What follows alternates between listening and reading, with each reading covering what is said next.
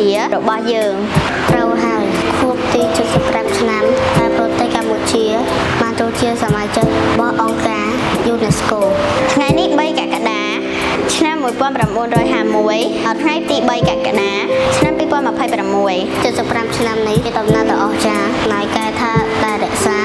និងបង្ហាញមរតកខ្មែរទៅកាន់ពិភពលោក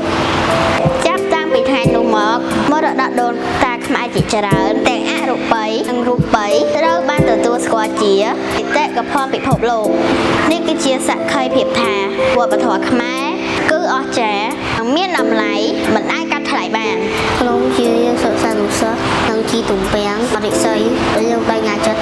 ต้องបន្តចូលរួមថែរក្សាការពារ